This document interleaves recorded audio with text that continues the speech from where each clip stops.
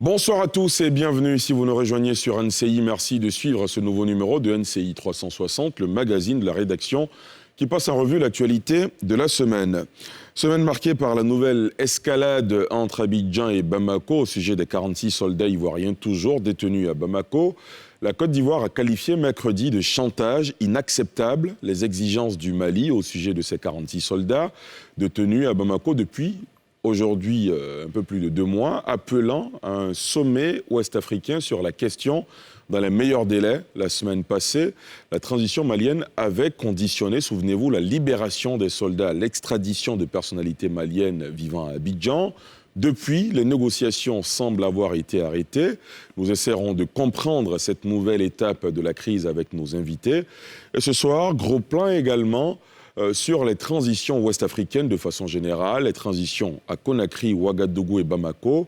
Comment évoluent les choses? Les nombreux défis qui se posaient à l'arrivée sont-ils en passe d'être relevés? Analyse, décryptage et prospective à suivre avec nos consultants. Et justement avec moi en plateau ce soir, André Silver-Conan, journaliste fondateur d'Ivoire Hebdo, Guillaume Bateau, journaliste directeur des rédactions de Notre Voix, professeur Simplice Dion, enseignant de philosophie politique, écrivain, Saint-Claver Oula, journaliste, maître Youssouf Meïté, avocat au barreau de Paris, et le confrère Idrissa Keïta, journaliste, consultant, fondateur de plusieurs médias, notamment Le Soft au Mali. Bonsoir à vous, chers invités. Merci d'avoir accepté notre invitation. Bonsoir, Ali.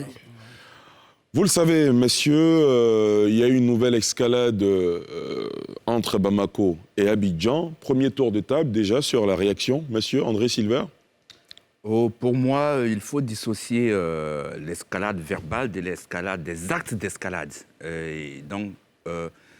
Dans ce sens, il y a eu effectivement escalade verbale dès le départ, quand la transition militaire au Mali a parlé de mercenaires. Le secrétaire général de l'ONU, Antonio Guterres, vient de clore ce débat. Il dit on en parle tout à l'heure. Des mercenaires. Et après, Abidjan avait parlé de libération sans condition. Ça, c'était de l'escalade verbale. Par la suite, il y a eu donc des actes d'escalade venant principalement de Bamako et non d'Abidjan. Monsieur, intervention rapidement, Saint-Claver. Je pense qu'effectivement, comme tu l'as dit tout à l'heure, il y a eu l'escalade verbale, mais ce qui importe, c'est qu'il faut renoncer à cette escalade verbale-là, parce que ça n'arrange pas les choses. Et l'expérience que nous avons vécue ici, dans nous-mêmes, notre propre pays, montre qu'il faut mettre en avant le dialogue. Après tout ce qu'on a connu, finalement, les acteurs se retrouvent aujourd'hui pour discuter, alors qu'il y a eu beaucoup de dommages par le passé, les dégâts matériels et humains, il y en a eu. Et puis aujourd'hui, les parties sont obligées de se retrouver. Donc, quand on parle de Bamako, quand on parle d'Abidjan, il y a vraiment ce lien très fort, ce lien historique. Les deux peuples coexistent, sont entrelacés. Si je peux me permettre ce thème, il faut vraiment prioriser le dialogue. Évidemment, le dialogue, et on se pose tous la question de savoir à quand la fin de cette crise entre Abidjan et Bamako, née de l'arrestation des 49 soldats, aujourd'hui 46, soldats ivoiriens au Mali. Mercredi dernier, messieurs, le Conseil national de sécurité, présidé par le président de la République de Côte d'Ivoire, Alassane Ouattara, a décidé de saisir la CEDEAO quand Bamako dénonce une instrumentalisation de l'instance sous-régionale. Autre nouveau développement, André Silver-Conan l'a rappelé tout à l'heure, à la veille de la 77e session de l'Assemblée générale des Nations unies, le secrétaire général de l'ONU, Antonio Guterres, précise que ces soldats ivoiriens ne sont pas des mercenaires. Je vous propose de voir ce sujet de Salif Yaleko et on en parle juste après. Une réunion extraordinaire du Conseil national de sécurité s'est tenue mercredi dernier au palais de la présidence d'Abidjan Plateau. Cette rencontre, présidée par le chef de l'exécutif ivoirien Alassane Ouattara, a permis au Conseil d'analyser les derniers développements du dossier des 46 soldats encore détenus au Mali. Le communiqué de cette rencontre extraordinaire est revenu sur le déroulé des événements depuis l'arrestation des 49 soldats jusqu'à la libération de 3 femmes du contingent, avant de dévoiler les derniers développements du dossier. Au regard des derniers développements qui sont de nature à porter atteinte à la paix et à la sécurité dans la sous-région, le président de la République a instruit la ministre d'État, ministre des Affaires étrangères, à l'effet de saisir la commission de la CEDEAO en vue de la tenue, dans les meilleurs délais, d'une réunion extraordinaire des chefs d'État et de gouvernement pour examiner la crise entre la Côte d'Ivoire et le Mali en vue d'aboutir à la libération de nos soldats dans les plus brefs délais. La junte malienne estime qu'il s'agit d'une instrumentalisation de la CEDEAO. D'avoir transformé un dossier judiciaire en une crise diplomatique et par conséquent de saisir la CEDEAO, le gouvernement de la transition souligne qu'il n'est nullement concerné par cette procédure devant l'instance communautaire. Dans une interview accordée à France 24, le secrétaire général de l'ONU a précisé que les militaires arrêtés au Mali ne sont pas des mercenaires. Pour vous, ce sont des mercenaires ? Non, ce ne sont pas des mercenaires, c'est évident. Et je fais appel aux autorités maliennes pour que ce problème puisse se résoudre. Le 10 juin dernier, 49 soldats ivoiriens avaient été arrêtés au Mali, qualifiés de mercenaires, puis inculpés mi-août pour tentative d'atteinte à la sûreté extérieure de l'État et formellement écroués. Abidjan assure que ces soldats étaient en mission pour l'ONU dans le cadre d'opérations de soutien logistique à la mission des Nations Unies au Mali et exige leur libération. Messieurs, est-ce que cette sortie d'Antonio Guterres, secrétaire général des Nations Unies, est déterminante dans la résolution de cette crise entre la Côte d'Ivoire et le Mali ? Oui, Guillaume ? Oui, clairement. Jusqu'à aujourd'hui, ceux qui voulaient donner du crédit aux tergiversations de la junte malienne avaient laissé croire que l'ONU, à travers la MINUSMA, n'avait pas clairement pris position. Je crois que là, les choses sont très claires. Le secrétaire général de l'ONU, à la réponse directe de nos confrères, a répondu tout aussi clairement que pour l'ONU, nos soldats et le secrétaire général a été clair. Il est évident qu'ils ne sont pas des mercenaires. Donc je pense que c'est très important. Et cela enlève tout crédit à tout le scénario mis en place par Bamako depuis le début de cette crise.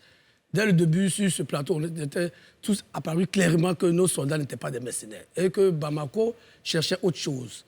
Aujourd'hui, on a quelques informations qui montrent que dans les discussions entre les autorités maliennes et les autorités ivoiriennes, notamment à Lomé, alors que notre chef d'état-major général s'était rendu là-bas avec le secrétaire exécutif du Conseil de sécurité pour parler des questions concernant nos militaires, Bamako a mis en avant des préoccupations économiques et financières. Voilà. À la grande surprise même du secrétaire exécutif, du directeur de cabinet, du cabinet du président de la République. Donc, il est clair aujourd'hui que ce ne sont pas des mercenaires. On voit bien aussi toutes les hésitations, les allers-retours de Bamako, soit des tentatives de judiciarisation après les libérations au compte-gouttes, tout ça, on montre que... au moment où le secrétaire général de l'ONU prend position, c'est justement au moment où la Côte d'Ivoire décide de saisir la CEDEAO. N'oubliez pas que la procédure diplomatique en la matière commence par l'organisation sous-régionale. On monte après d'un cran pour aller peut-être au niveau de l'Union africaine et terminer au niveau de l'ONU. Très bien. Bon, on a vu que la panique qui s'est créée à Bamako, vous avez passé un extrait de communiqué du gouvernement malien qui parle de tentative d'instrumentalisation. On reviendra là-dessus. Bamako est seul aujourd'hui. On reviendra là-dessus, Guillaume Bateau. Le mensonge s'est écroulé. On reviendra là-dessus. Messieurs, une autre question que je vous pose, dans la même veine de celle que j'ai posée tout à l'heure. Pourquoi c'est seulement maintenant que le secrétaire général des Nations Unies réagit ? Maître Meïté. Je vous remercie de m'avoir passé la parole et de m'avoir invité. Bon, le secrétaire général des Nations Unies a réagi aujourd'hui, mais ce n'est pas la première fois que les Nations Unies réagissent dans ce dossier. Contrairement aux allégations ou aux propos mensongers de l'État malien, qui, même dans le dernier communiqué, a estimé que la MINUSMA n'a pas reconnu les 49 soldats comme étant membres de NSE. Alors que, je vous rappelle qu'il y a une note verbale qui avait été adressée aux autorités maliennes le 27 juillet, et la MINUSMA a clairement dit, noir sur blanc, que c'est vrai qu'ils n'ont pas été informés de l'arrivée de nos soldats, mais néanmoins, après des recherches, après des vérifications, il y a 50 soldats qui étaient là, et qu'il y a eu manifestement des dysfonctionnements, et ces dysfonctionnements ont été quand même révélés par l'État de Côte d'Ivoire récemment. Et les autorités maliennes s'appuient sur les propos du ministre Sarasoro pour dire que la Côte d'Ivoire se serait dédiée, alors que c'est archi faux. La Côte d'Ivoire n'a jamais été constante dans sa position, a toujours dit que nos soldats ne sont pas des mercenaires et que finalement l'ONU vient attester le fait que nos soldats ne sont pas des mercenaires, clore le débat et enlève un argument de poids aux autorités maliennes qui se basaient sur ça. Et pour terminer, je rappelle qu'un des éléments, c'était l'interview sur RFI, c'est-à-dire un reportage d'un de vos confrères, d'une de vos consoeurs à New York, qui avait estimé que selon un haut responsable de l'ONU, l'ONU ne le reconnaît pas, qui n'avait pas été cité d'ailleurs, et certains se basaient sur ça pour alléguer le fait que l'ONU... C'était une information dont la source n'était pas claire, c'est ce que vous voulez dire? Non, ça n'a pas été cité. Très bien. Voilà. Très bien. Oui, Saint-Claver, ou là? Avant de revenir même sur la sortie du secrétaire général de l'ONU, moi j'aimerais zoomer un peu sur la sortie du colonel Maïga, porte-parole de la junte militaire. Il a noté dans son communiqué que le directeur allemand des affaires étrangères chargé des questions africaines a dit que, d'après ce qu'il a dit dans son... qu'il a été reçu et qu'il a dit qu'il ne reconnaissait pas les soldats ivoiriens. Mais en même temps, moi, j'aimerais le prendre au mot parce que 72 heures après l'arrestation des soldats ivoiriens, il y a la ministre des Affaires étrangères elle-même. De la Côte d'Ivoire? Non, Mali? De l'Allemagne, d'accord, très bien. De l'Allemagne, qui a noté que cette attitude de la junte malienne d'arrêter les soldats maliens était la preuve que les soldats ivoiriens plutôt étaient une façon pour la junte de ne pas collaborer avec la MINUSMA. Et 3 mois avant même que ces soldats ne partent, c'est-à-dire en mars, précisément le 22 mars, il y a l'état-major allemand, l'armée allemande, qui a écrit au chef d'état-major de Côte d'Ivoire pour le féliciter et pour l'encourager par rapport à nos soldats qui partaient en mission pour appuyer l'armée allemande qui envoyait le plus gros troupe de soldats au niveau de la MINUSMA. Donc, finalement, on se demande comment est-ce que la junte manœuvre dans ce dossier ivoirien qui, aujourd'hui, pollue l'ambiance entre les deux pays. C'est une question qui mérite d'être posée. Idrissa Keïta. Oui, je tenais d'abord à vous remercier pour l'invitation. Je vous en prie. À mes yeux, ce sont en fait les dysfonctionnements constatés lors de l'arrivée des soldats maliens. Les soldats ivoiriens, Les soldats ivoiriens, autant pour moi, qui sont mis en avant par la junte. Bon, pour ce qui est de ce que vient de dire le secrétaire général des Nations Unies, il l'a affirmé. C'est un élément à prendre en compte. Mais il faudrait qu'il y ait vraiment une note, quelque chose de formel, pour pouvoir clore au débat. Parce que le Mali, les confrères ici, point par point, ils ont développé tout ce que le Mali a mis comme argumentaire. Mais le Mali a, disons, ses preuves, on va dire comme ça, a ses preuves sur lesquelles il se base pour pouvoir maintenir sa position. Mais nous pouvons quand même dire que l'heure est un peu grave parce qu'on ne pensait pas que cette affaire allait arriver quand même à 2 mois. Elle est arrivée à 2 mois à tel point qu'elle allait déteindre sur certains secteurs, comme par exemple le secteur de la culture. On a des artistes de part et d'autre qui n'ont pas pu manifester. De plus en plus, l'opinion commence à s'enlacer et sur les réseaux sociaux, la tension monte. La tension monte. Donc, moi, je pense que se retrouver à la CEDEAO, c'est mitigé. Quelque part, pourquoi pas? Parce que tous les pays, ne l'oublions pas, en sourdine comme officiellement, sont quand même venus vers Bamako pour qu'on puisse avoir une issue heureuse. Le président du Burkina Damiba est passé, il a fait mention. C'est à travers même la visite de l'émissaire du président Boari du Nigeria que Bamako a fait part de ses exigences par rapport à ces cadres maliens-là qui sont en Côte d'Ivoire. Donc moi, mais quelque part, si on se base sur ça, on peut dire que quand même plusieurs pays se sont impliqués personnellement. Donc se retrouver pour en parler, ce n'est pas fortuit. Mais bon, d'autre part, le Mali estime que quand on convoque la CEDEAO à titre extraordinaire, c'est un peu zapper la médiation togolaise. Ils n'ont qu'à faire droit. D'accord. Très bien, on vous a bien compris. Non, Guillaume, attention. André Silver-Collin, allez-y. Oui, par rapport à votre question, je répondrai que l'ONU a laissé un peu le temps, de sorte qu'aujourd'hui, la transition militaire au Mali s'est dévoilée. je vous assure que si, entre-temps, le président de la transition, le colonel Assimi Goïta, n'avait pas publiquement parlé de contrepartie, on serait encore dans les spéculations. Et on ne saurait pas que c'était cela, en fait, le fond du problème. Sinon, je vous ramène au communiqué du procureur spécial, le procureur Samba Sissoko, du pôle judiciaire de lutte contre le terrorisme. Dans ce communiqué, déjà, il y avait 5 chefs d'accusation. Nulle part, il n'est fait mention de mercenariat. Donc, très rapidement, les mercenaires dont le Mali parlait déjà, c'était un truc politique. Première chose. Deuxième chose, lors des négociations à Lomé, je crois 10 août, je me rappelle confusément, pas de trace du ministre, je passe sous le couvert de notre confrère malien, du ministre de la Défense, pas de trace. Pas de trace du chef d'état-major malien. Présence, par contre, je vais vous surprendre, présence par contre du ministre de l'économie du Mali.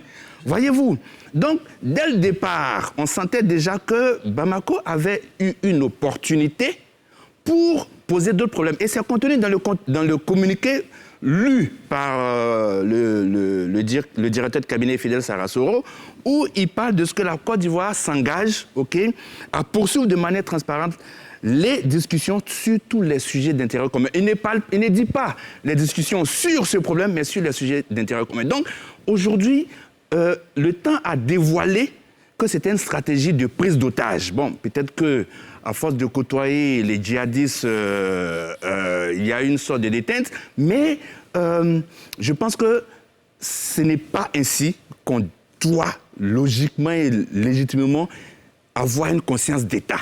Voilà. Très bien. Professeur Dian, oui. On ne vous a pas encore entendu sur ce sujet, allez-y. Alors, je pense que quand on crie, on vous entend.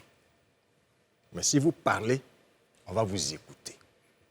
J'ai le sentiment que le Mali crie depuis longtemps. On l'entend. C'est la Côte d'Ivoire qui parle. On a salué ici l'éthique de la discrétion. Notre ministre des Affaires étrangères ne dit rien. Le ministre de la Défense, discrétion absolue. Les communiqués de la Côte d'Ivoire vont à l'essentiel pour éviter l'escalade. Il y a de la cohérence et il y a de la constance. Au Mali, on crie beaucoup. Ça va dans tous les sens. La Côte d'Ivoire dit « allons à la table de négociation pour se parler ». La famille politique que nous avons, c'est la CEDEAO. Comme ça, devant témoins, devant nos amis, nous allons parler et nous allons vider ce contentieux. Parce que, qu'est-ce qui peut être un casus belli dans cette affaire qui traîne depuis 2 mois? Moi, j'ai une conception un peu plus décalée. Peut-être qu'on reviendra là-dessus. Dites-nous. Mais j'ai le sentiment que, et j'espère me tromper, que celui qu'on considère comme l'otage ou ceux qu'on considère comme otages, ce n'est pas vraiment les otages. C'est-à-dire? Le véritable otage, là, j'ai le sentiment, et j'espère me tromper, que c'est M. Goïta. Pourquoi? Parce qu'il y a trop d'intérêt, il y a trop d'incohérence, il y a trop de demandes, de revendications, de menaces. Nous sommes dans un contexte où les réseaux sociaux pensent aujourd'hui pour nous. Nous sommes dans un contexte où certains intellectuels souverainistes, extrémistes et éclairés se retrouvent tous à Bamako. Où certains penseurs même se trouvent obligés de justifier Goïta, d'expliquer, de dire ce qu'il veut, d'expliquer au monde entier qu'il a raison. J'ai le sentiment que cet homme est pris dans ce piège-là et qu'il n'arrive plus à faire le départ de ce qu'on attend de lui quand il fait le coup d'État. Et sur ses frêles épaules, il a le sentiment de porter tout le poids du passé de l'Afrique, toute la lutte anticoloniale, et nous sommes en train d'aller dans une situation qui n'honore pas l'Afrique et qui n'honore pas la diplomatie. D'accord. Très bien. Rapidement. Oui, Guillaume, rapidement. Oui. Tu as posé la question, pourquoi le secrétaire général de l'ONU intervient maintenant? Mais parce que tout le monde est agacé. Oui, d'accord, mais... Tout le monde est agacé parce que... Guillaume Bateau, on peut se dire, si le secrétaire général des Nations Unies était sorti une semaine après le premier communiqué de Bamako, disant que l'ONU ne les reconnaît pas comme des soldats de la MINUSMA, ça aurait fait avancer les débats. Le secrétaire général a dit dans l'interview qu'il a accordé à nos confrères qu'ils sont en contact permanent avec la junte militaire au Mali. Il a dit. Moi, je pense que l'ONU a voulu sauver l'honneur de M. Goïta en ne l'exposant pas, en ne montrant pas aux yeux du monde entier que c'est... Bon, quand je vais dire un autre mot, ça va être compliqué. Attention à ce que vous allez dire, hein, Guillaume Bateau. C'est un menteur. Voilà. Attention. Aujourd'hui, l'ONU intervient parce qu'effectivement, quand vous lisez le communiqué du Conseil national de sécurité, le dernier, on vous a fait toute la liste de tous les dirigeants ouest-africains et même au niveau international qui sont intervenus. Quelques confrères ont cité même des gens.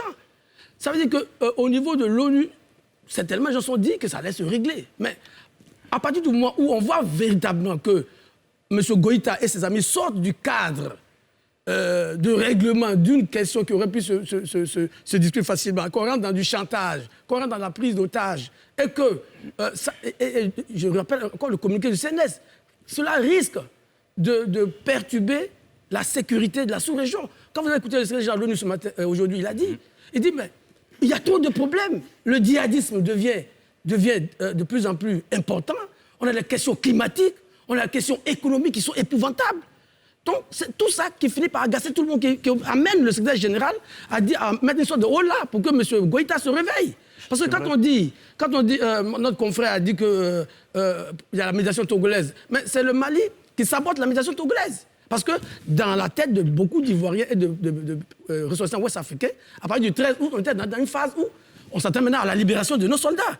Mais à partir où Bamako laisse cette médiation et demande maintenant du troc humain, bon, vous comprenez que... D'accord. Alors, monsieur, justement, non, je vous pose une question et vous allez rebondir là-dessus. Est-ce que vous avez le sentiment que la diplomatie togolaise a finalement échoué pour qu'on s'en remette à la CEDEAO désormais, André Silver? Non, je ne suis pas sûr que la diplomatie ait échoué, parce que quand même, on a abouti à la libération de 3 soldats. Je vous ramène encore au communiqué du procureur spécial qui a blanchi les 3 soldats sur les 49. Le communiqué il était très clair. Sur avis favorable du parquet, il a fait donc la main levée. Donc, il a blanchi 3 soldats sur 49 qui étaient partis le même jour, avec le même détachement, dans les mêmes conditions. Qui ont les mêmes chefs d'accusation. Voilà, il les a blanchis. Et donc, la diplomatie togolaise, pour moi, n'a pas échoué. Mais il faut compter avec la personnalité des colonels qui conduisent la transition au Mali, qui estiment, je ne sais pas quelle forme de gouvernance enseigne cela, qui estiment donc qu'on peut prendre des gens et puis demander des contreparties. Non, c'est pas cela. Pour répondre à votre question, le porte-parole de la MINUSMA, dès le premier jour, avait clarifié les choses en disant que c'était des NSE. Mais ce porte-parole, qu'est-ce qui lui est arrivé? Eh bien, le gouvernement de transition a demandé son départ. Du coup, la MINUSMA devrait mieux contrôler ces éléments de langage. Et je vous ramène donc à cette note verbale qui a été d'ailleurs citée par le porte-parole du gouvernement. Moi, je suis dans les faits. Cette note verbale dit « La MINUSMA n'a pas été informée de la présence des NSE de la Côte d'Ivoire. » OK. Dans la phrase qui suit, la même MINUSMA dit « Cependant, en recoupant des documents internes, la MINUSMA estime que le détachement ivoirien s'élève à 50 hommes et femmes. » C'est un détail très important, parce qu'à cette époque, on ne savait même pas qu'il y avait des femmes dedans. Mais comment la MINUSMA disait ne pas être informé, dit automatiquement après qu'en consultant des documents internes, il avait des... Bon. Et donc, cela se passait dans un contexte où, d'un côté, Bamako était très hérissé et donc avait demandé le départ du porte-parole. Il pouvait encore demander le départ du représentant ou même la fin de la mission. Et de l'autre côté, dans un contexte où les Nations Unies avaient des difficultés en RDC, en Centrafrique, et donc il fallait nuancer. Comme Diom l'a dit, il fallait préserver un peu Assimi Goïta en disant, bon, dans tous les cas, on pense que ça va se régler là, mais malheureusement, ça ne se règle pas. Et Bamako se réfugie davantage encore, comme dans une attitude de... Bon, Très bien. Alors, messieurs, Idrissa Keïta, tout à l'heure, vous avez évoqué la question de la saisine de la CEDEAO. Finalement, on a bien l'impression que la CEDEAO a commencé à intervenir dans le dossier. Le président du Nigeria a intervenu dans ce dossier, le président togolais a intervenu, le président de la transition du Burkina a intervenu, beaucoup de chefs d'État, le président Macky Sall, le président en exercice de l'Union africaine a intervenu, le président Bissau-Guinée a intervenu. Pourquoi finalement on n'arrive pas à trouver une solution? Et maintenant que la Côte d'Ivoire a décidé de solliciter la CEDEAO, Bamako veut prévenir une instrumentalisation de l'organisation sous-régionale. Vous savez, le Mali a une mauvaise image de la CEDEAO. Vous n'êtes pas sans savoir que le Mali sort de 6 mois de sanctions, que autorités intellectuelles continuent de qualifier les sanctions d'illégitimes. D'une part. Aussi, pour le Mali a estimé avoir été mis en minorité lorsqu'il était question des sanctions. Pourtant, les règles étaient claires. 18 mois avaient été définis et à terme, comment dirais-je, la CEDEAO a été surprise. Et puisqu'elle a été surprise, évidemment, il y a eu des divergences de vues. Mais les autorités maliennes restent formelles sur une chose. Le contexte sécuritaire d'alors ne permettait pas d'organiser des élections. Et aussi, il était vraiment question de faire un état des lieux, d'où les assises nationales de la refondation. Et la transition prône aujourd'hui la rectification. Autant de défis... Bateau, attention, hein. Allez-y. Oui, justement... Terminez. Non, s'il vous plaît. Oui, non, mais vous n'avez pas le droit de rire pendant que quelqu'un d'autre parle. Terminez, Idrissa Keïta, terminez. Oui, justement, c'est-à-dire que le Mali est à l'heure de la rectification. Et même parlant de rectification, je pense que le confrère Guillaume Bateau, quand nous parlons d'autorité, respectons les protocoles. Certes, le président Assimi Goïta est venu par les armes. On le sait, on le dit partout. Ce n'est pas constitutionnel, ce n'est pas par les urnes. Mais c'est quand même lui qui préside la destinée de ce pays. Quand nous parlons entre nous, on se dit confrères. Respectons les protocoles au lieu de dire Monsieur Goïta. C'est lui qui dirige le Mali jusqu'à la fin de la transition. Bon, sur un plateau télé, après, vous n'allez pas obliger quelqu'un d'employer... terminez s'il vous plaît, monsieur, terminez vos propos. Terminez, Guillaume Bateau, attention. Sinon, comme je l'ai dit, le débat. Allez-y. On respecte le protocole. Bon, d'accord, messieurs, on ne va pas faire un débat entre vous deux. Maître Ameïté. Oui, je pense qu'avec les propos de votre confrère malien qui est là, on observe exactement ce qui se passe à Bamako. C'est-à-dire qu'il y a une certaine incohérence de la part des autorités maliennes. L'incohérence même a commencé le jour même que nos soldats ont été arrêtés. Je vous rappelle, lorsque les soldats ont été arrêtés, on nous dit que ces soldats, ça dans leur dernier communiqué, ont caché leur identité, alors qu'ils étaient impeccablement habillés en tenue militaire avec leurs insignes. Ils se sont présentés à la police aux frontières, mais malgré ça, ça n'a pas suffi. Et les autorités maliennes mettent sous silence et cachent le fait que ils se taisent sur le fait que les soldats ivoiriens qui étaient de la 7e rotation, il y a une partie qui est restée sur place. Et dès que nos soldats ont été arrêtés, manu militaire, on les a expulsés. Si tant est-il que ce sont des mercenaires, pourquoi n'ont pas-ils été arrêtés? Et une deuxième incohérence, on nous dit que l'affaire a été judiciarisée, alors que c'est eux qui ont été les premiers à choisir le Togo comme médiateur. Vous accusez des soldats d'être mercenaires et vous courez, vous empressez à choisir un médiateur. Pendant que la médiation est en cours, ils judiciarisent l'affaire. Pendant que l'affaire est judiciarisée, il se permet de libérer trois femmes, se basant sur le genre féminin. Mais attendez. On a dit pour des raisons humanitaires. Non, mais monsieur Ali, je vous rappelle que l'ancien ministre de l'économie, Ibrahima Boubacar Keïta, est emprisonné. Mais pourquoi elle ne peut pas être libérée pour des raisons humanitaires? D'accord, ça c'est un autre débat. Non, mais en fait, c'est une manière d'expliquer l'incohérence de la poursuite des autorités maliennes. D'accord, monsieur, on a monsieur Moussa Koulibaly qui nous appelle de Ségou. Ségou, il me semble que c'est dans le nord du Mali. Non, c'est juste à côté de Bamako. C'est juste à côté de... Ah, il est parti, d'accord, très bien. On aura peut-être l'occasion de l'entendre. Oui, Guillaume, rapidement. Je voulais dire, parce que, notre confrère... le problème que nous avons, sur la situation du Mali est né des 2 coups d'État de M. Goïta. Même si je vois que certains Maliens tiennent à ce qu'on le traite comme un chef d'État. Mais c'est pas moi. C'est pas moi. Quand on veut être traité dignement, on se comporte dignement. Voilà. Juste à ce que M. Goïta fasse ces 2 coups d'État, il n'y avait pas de problème entre la Côte d'Ivoire et le Mali. Je suis formel. Je suis formel. Nos autorités, depuis le début, ont été constantes. Mais on voit bien qu'en face, les versions maliennes varient au gré des humeurs de M. Goïta. Il faut qu'on le dise clairement. Aujourd'hui, et je salue l'intervention du secrétaire général de l'ONU qui dit que ce ne sont pas des mercenaires. Et je demande aux autorités maliennes d'accepter, parce que le problème des Maliens, c'est quoi? On dit chez nous couramment que les sorciers n'aiment pas la lumière. Où voulez-vous en venir, Guillaume? À partir du moment où Bamako n'est pas d'accord que le dossier se traite au niveau de la CEDEAO, parce qu'il y aura beaucoup de pères Dieu qui vont s'intéresser. Tout à l'heure, Ali, tu as demandé pourquoi. Tu as cité tous les chefs d'État qui sont intervenus. Mais comme c'était des discussions informelles, bon, le Mali continue de faire le dos, mais quand on va les convoquer devant toutes ces instances de la CEDEAO, on va mettre le dossier sur la table, mais Bamako sera bien obligé d'avancer ses arguments. Vous voyez que le matin, ils disent une chose au médiateur togolais, et le soir, le président Goïta demande autre chose. Mais on ne peut pas continuer.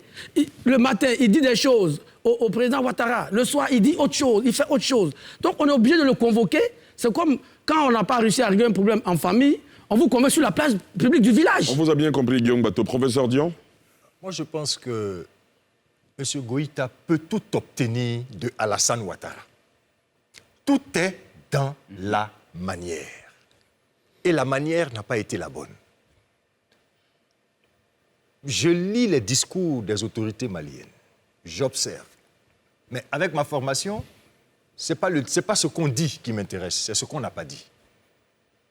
Quand je regarde la posture de M. Goïta, en tant que Goïta, il a peur. Parce qu'on lui a inculqué ça, on lui a donné le sentiment que la principale menace qui le guette, c'est la Côte d'Ivoire et c'est Alassane Ouattara. Donc il est dans cette posture, mais c'est quelqu'un qui veut être rassuré. Mais la meilleure manière d'être rassuré, ce n'est pas de se comporter comme il l'a fait. Parce qu'il braque tout le monde. Il peut parler au président Alassane Ouattara. S'il ne veut pas que ça aille jusqu'à la CEDEAO, ça veut dire qu'il laisse la possibilité d'un dialogue, comme on dit, direct. Mais il faut qu'il parle avec le président Ouattara, que le président Ouattara le rassure, parce que je reste convaincu qu'on lui a suffisamment mis des choses dans la tête. La peinture qu'on lui a faite du président Alassane Ouattara, l'impression qu'il a, c'est que le danger, c'est la Côte d'Ivoire pour lui. Mais non, il faut qu'il prenne le temps de demander au président Alassane Ouattara et M. Goïta, que ce soit en termes d'économie, que ce soit en termes de tout ce qu'il veut, il aura de notre président ce qu'il veut. D'accord, Idrissa? Effectivement, Maître me met à l'aise parce que, quoi qu'on dise, Alassane Ouattara, son excellence, il n'est pas à présenter. Et son crédit au plan mondial est connu de tous. Évidemment, le président colonel Assimi Goïta peut beaucoup avoir avec lui. Mais vous savez, ce conflit, quelque part, il tire sa genèse du fait d'une chose. Dans la sous-région de la géopolitique, la Côte d'Ivoire et la France ont toujours eu des affinités. Et à un moment où les divergences de vues entre le Mali, parce que ce que certains confrères oublient, c'est que quand le colonel Goïta et son équipe ont fait le coup d'État, à l'époque, le président français avait dit qu'en 4-5 mois, il a eu plus que ce qu'il n'a jamais eu avec le régime précédent, d'Ibeka, qui était pourtant prêt à faire une révision constitutionnelle qui n'a finalement pas abouti. Donc, la proximité entre la Côte d'Ivoire et la France et la divergence de vues suite effectivement au renversement du président Badaou, que le Mali a justifié à sa manière, a envoyé énormément de bisbilles. Aux yeux d'une partie de l'opinion malienne, la Côte d'Ivoire incarne la France, incarne les intérêts français. Bon, pour revenir à la question de la CEDEAO, comme je vous l'ai dit, le Mali sort d'une mauvaise expérience, entre guillemets. Le Mali s'est retrouvé sur le banc de la CEDEAO, il y a eu des sanctions. Donc évidemment, si on dit qu'il faut se retrouver là-bas, vous savez, aux yeux même des populations, la CEDEAO est quand même vue aussi comme un syndicat de chefs d'État, comme un cadre de copinage. Et on va dire que c'est cette image-là que garde une bonne partie de l'opinion malienne. Raison pour laquelle se retrouver ensemble, le Mali n'y adhère pas.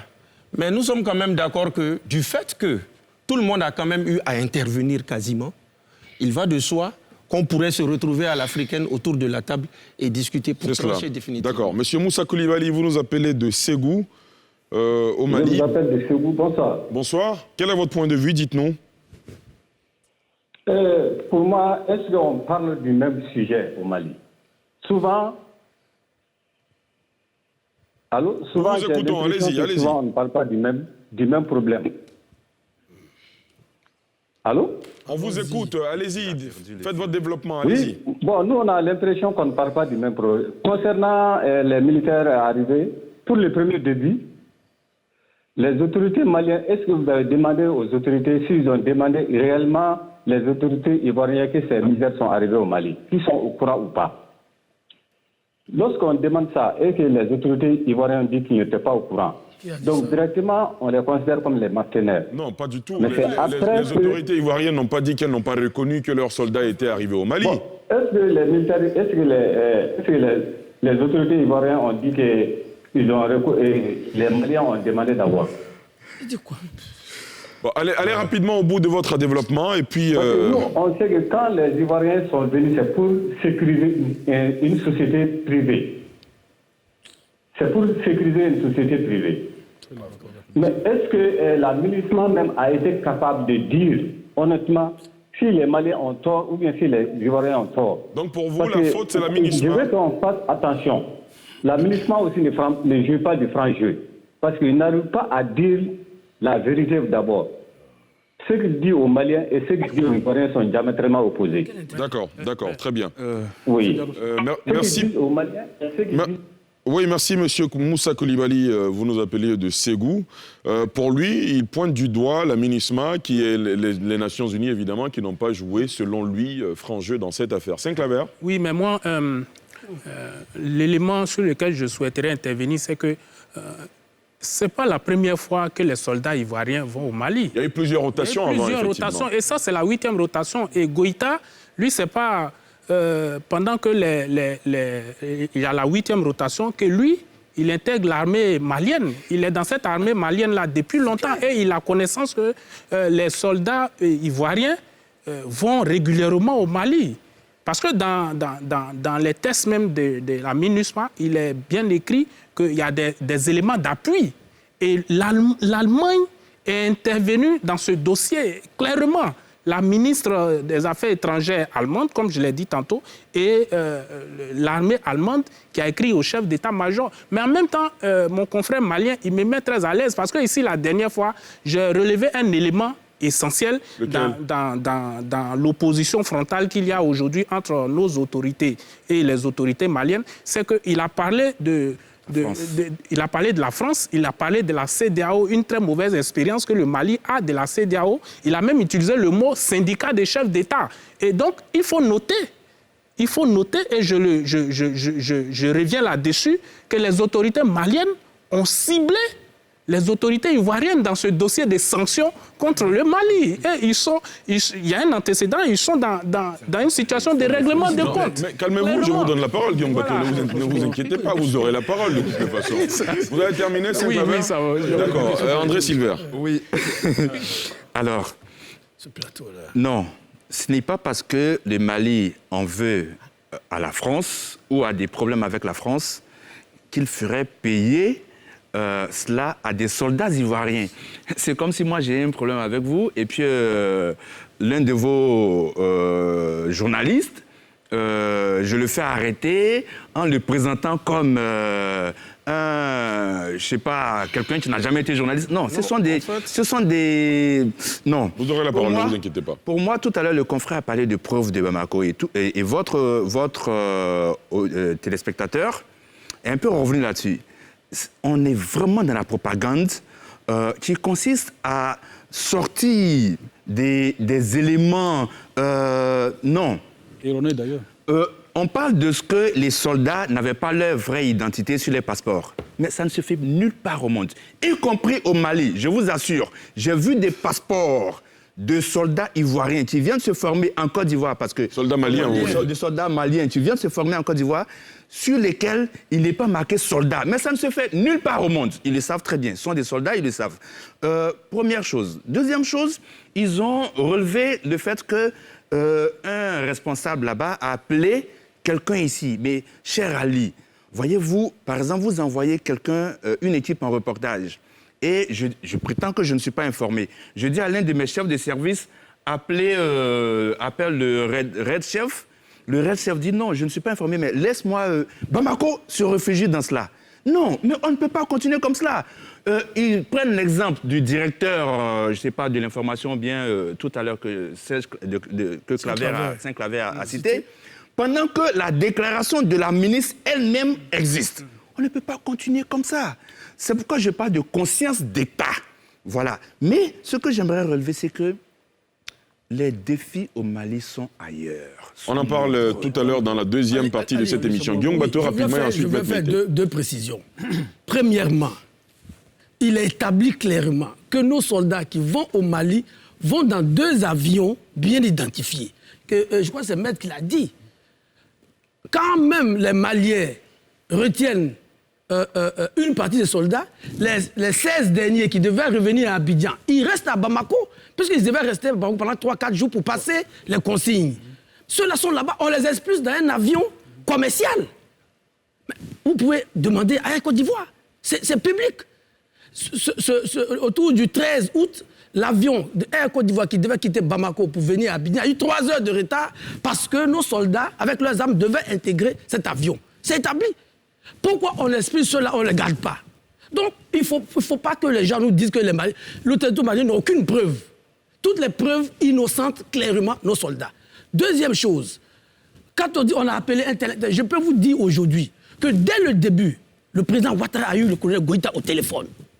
Et le président, monsieur Goïta s'est engagé auprès du président Ouattara, on va régler ces problèmes. C'est connu. Alors, d'où vient qu'on parle de... On a appelé un cuisinier ou bien on a appelé... Non. À ce niveau, quand un chef d'État, vous décrochez votre téléphone, vous parlez à quelqu'un comme le président Ouattara et vous lui donnez des assurances que ces choses vont se régler dans quelques minutes et que ça devient 2 mois de prise d'otage, comment vous voulez qu'on ait confiance aux autorités maliennes? Donc il faut qu'on dise les choses clairement. Et je termine par dire, notre confrère Idriss a dit ici que oui, la France, la CEDEAO, mais la CEDEAO n'a pas de problème. Les règles qui sont établies à la CEDEAO l'ont été avec le Mali. C'est avec le Mali qu'on a décidé que dans notre espace communautaire, il ne doit plus y avoir de coup d'État. Mais justement, à ce sujet, j'ai une question adressée à vous tous et aux confrères. Je reviens à vous, Guillaume Bateau.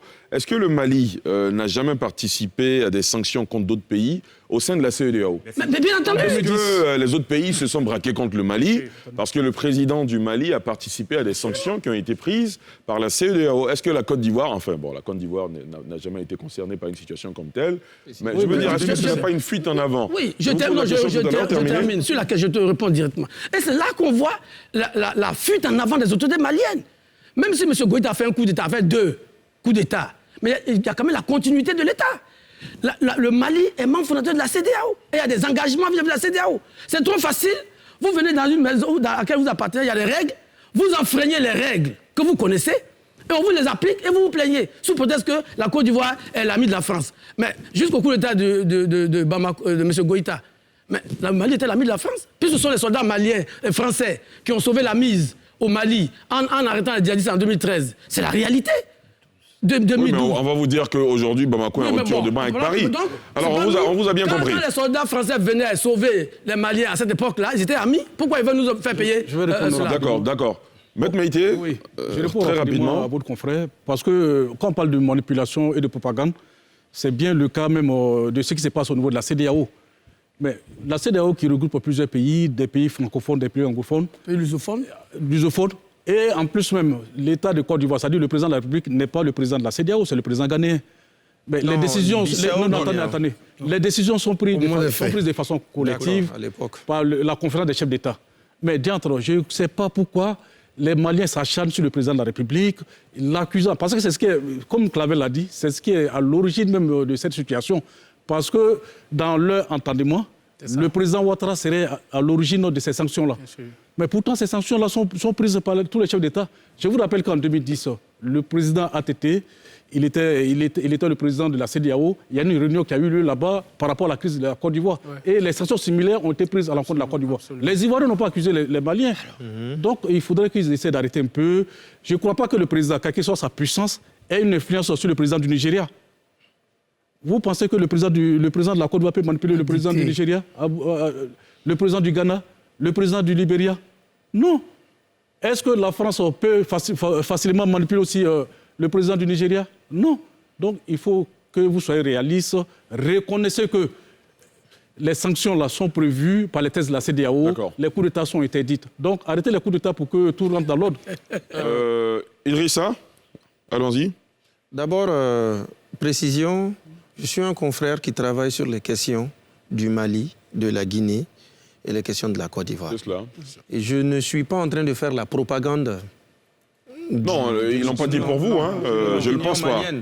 J'essaie juste de donner quelques éléments à travers le Inside, depuis même le Mali, le 223. Maintenant, ce que j'avais à dire, à chaque époque, ces hommes, on va quand même concéder une chose. Nous sommes tous d'accord que cette affaire n'a que trop duré. Cette affaire n'a que trop duré. Et effectivement, c'est quand même frustrant que quand on pense que les militaires, 46 militaires maintenant, sont en passe de sortir, il y a quelque chose. Il y a un blocage. De blocage en blocage, effectivement, on ne s'y retrouve plus, on n'y comprend plus rien.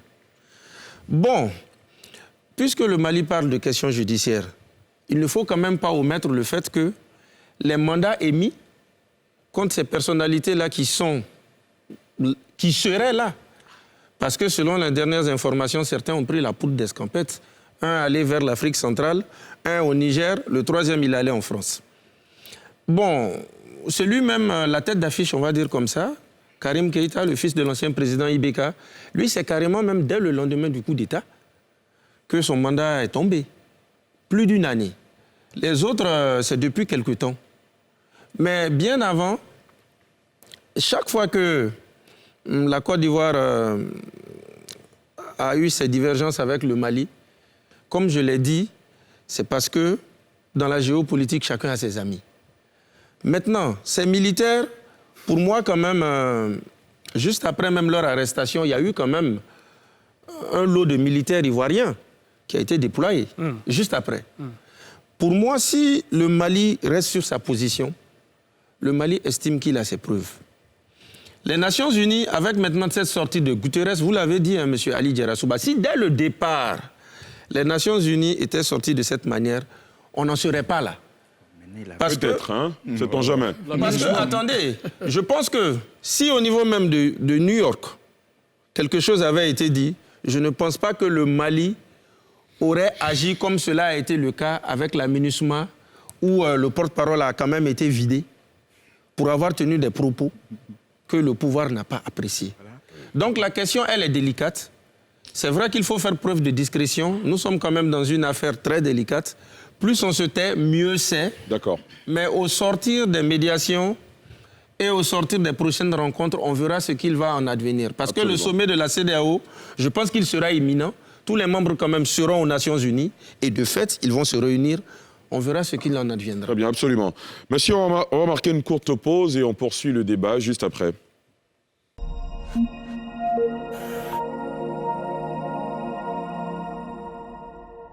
Plateau de NCI 360, dans la première partie de cette émission, nous avons évoqué évidemment l'escalade verbale qui a monté ces derniers jours entre Abidjan et Bamako.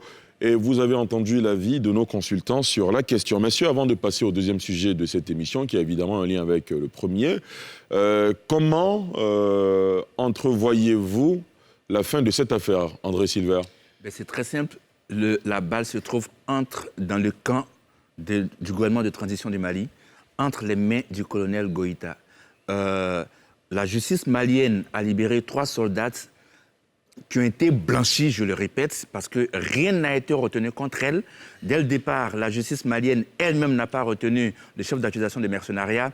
Donc c'est un dossier politique qu'on peut régler autrement que de cette façon. La balle se trouve entre les mains du colonel Goïta. Il n'a qu'à libérer. En passant par la CEDEAO et ensuite l'ONU, peut-être, Guillaume? Non, pas forcément. Il peut le faire maintenant. On est déjà à l'ONU. Je crois que le secrétaire général de l'ONU a dit lui-même qu'il va recevoir, je crois dans les prochains jours, une délégation malienne. Il est prévu aussi qu'il rencontre le président Ouattara. Il est prévu donc ce sommet extraordinaire de la CEDEAO. Je crois que tout va se décider finalement à New York, puisque tout le monde s'y trouve. Je crois qu'aujourd'hui, avec cette prise de position claire des Nations Unies, je pense qu'on va vers le dénouement. Parce que Bamako n'a plus d'arguments. Il faut peut-être trouver une porte de sortie à M. Goïta pour pas qu'il se sente un peu trop humilié. Ceci dit, je pense que ce que le secrétaire général de l'ONU a dit, et c'est ça qui est important, et c'est ce qui me fait dire que les choses... Parce que la situation au Mali est critique.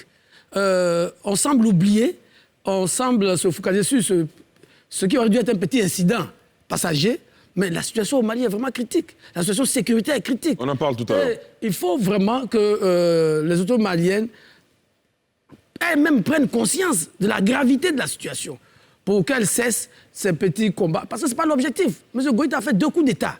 Ce n'est pas quand même pour chasser ses opposants qui sont en Côte d'Ivoire ou garder quelques 46 soldats. On en a 800 là-bas. Donc je crois qu'on va régler ça. Le fait que l'ONU ait pris position, ait désavoué publiquement Bamako, va leur permettre de redescendre un peu sur terre pour que les choses avancent. Bon, moi, je suis moins optimiste que Guillaume Bateau. Bon, je pense que... Vous pensez que la crise va encore s'enliser? M. Goïta est dans m'apparaît être un jusqu'au boutiste. Les couleurs ont été déjà annoncées par rapport à la réunion de la CEDEAO. Déjà, ils ne reconnaissent même pas, d'emblée, ils ne reconnaissent pas tout ce qui va se décider au niveau de la CEDEAO. Donc, cette crise-là me fait rappeler étrangement à l'affaire Kamano, François Kamano, en 1967. La crise des otages entre la Côte d'Ivoire et la Guinée. C'est pareil, hein, il y a eu des négociations, il y a eu des chefs d'État qui sont impliqués. Sékou Touré a toujours refusé de libérer M. Kamano, qui était justement maintenu en détention pendant 2 ans. Et la suite, on la connaît. Finalement, la suite, on la connaît. J'ai bien peur, en tout cas, je caresse l'espoir de me tromper, qu'on n'en arrive pas là. Parce que si ça continue, et que si M. Goïta continue dans sa résidence abusive, les autorités ivoiriennes n'auront pas d'autre choix que de passer à la vitesse supérieure. Des mesures de rétention, des mesures de représailles. Et ça va faire mal. Voilà. Donc, le Mali n'est pas en conflit à la Côte d'Ivoire. Il n'y a pas de guerre entre le Mali et la Côte d'Ivoire. Nous sommes allés vous aider à combattre le terrorisme, nous aider nous-mêmes à nous protéger. Ça ne sert à rien de garder nos soldats. Et ça ne sert à rien même de demander des échanges de soldats. Parce que nous ne sommes pas en guerre. Ce ne sont pas des prisonniers de guerre. On a bien compris ce plaidoyer, Maître Meïté. Lassina Diarra, bonsoir. Vous nous appelez de Libreville au Gabon. Oui, bonsoir, monsieur le bonsoir. Quel est votre point de vue, rapidement? Allez-y. Bon, je tiens à saluer d'abord tout le co-débatteur de NCI 360. Merci. Oui, compris vous-même. Merci. Voilà, je suis l'émission depuis, c'est un débat du intellectuel. Bon, je voudrais dire à tous les invités de NCI de rester tranquilles, à tous les Ivoiriens. Bah, tous les Ivoiriens sont tranquilles. Oui, je m'imagine, mais j'aime la Côte d'Ivoire, j'ai aussi les parents là-bas. D'accord. Quel est votre point de vue sur le sujet, très rapidement? Voilà, mon point de vue, ce problème-là, on va régler ça en diplomatie et pacifique. Rien ne va arriver. Nous faisons le bruit par-ci par-là, mais ce problème-là, ça sera réglé. On va mettre ça derrière nous. Et la Côte d'Ivoire et le Mali continuera sa vie. Ah, vivement. Vivement. Oui, bonsoir, bonsoir. Merci beaucoup, Lassina Diarra. Vous nous appelez depuis Libreville au Gabon. Vous prenez le dialogue. On vous a bien compris. Idrissa Keïta. Chers confrères, vous savez, quand la tasse du voisin brûle, il faut l'aider. C'est normal que tout le monde soit auprès du Mali. Si la vague terroriste s'exporte, ce n'est bon pour personne. Maintenant, je ne pense pas que le président Assimi fasse de cette question une fixation. Parce qu'au jour le jour, il est en contact avec ses homologues. Il sait que tout le monde, même le président même de la Guinée, le colonel Mamadi Doumbouya, a dit qu'il est même prêt à venir avec les militaires, les 46, s'ils sont libérés à Abidjan. C'est dire que vraiment, au jour le jour, cette question est sur la table et à un moment donné, il faudra trancher. Comme l'a dit M. Bato, la question, même si le Mali il ne partira pas au sommet de la CEDEAO, il ne reconnaîtra pas ce qui est dit, si on se réfère au dernier communiqué, reste qu'une délégation malienne ira aux Nations Unies. Comme on l'a dit, elle sera reçue par les hautes autorités. Et avec ce qui a été dit par le secrétaire général, ça change la donne. Ça veut dire que quand Antonio Guterres, son Excellence, sera face au ministre Abdoulaye Diop, de cet échange, il y sortira quelque chose. Mais mieux, que personne n'oublie que ce n'est pas perdu. Si le Togo... Qu'est-ce qui n'est pas perdu? La présence... L'issue? L'issue, dans la mesure où le Togo sera aux Nations Unies. Donc le Togo ira, lui, à ce sommet de la CEDEAO. Même si le Mali boude, mais le médiateur y sera. Le médiateur prendra part. Le médiateur va devoir siéger et prendre bonne note des recommandations de tout un chacun, peut-être même du mémo.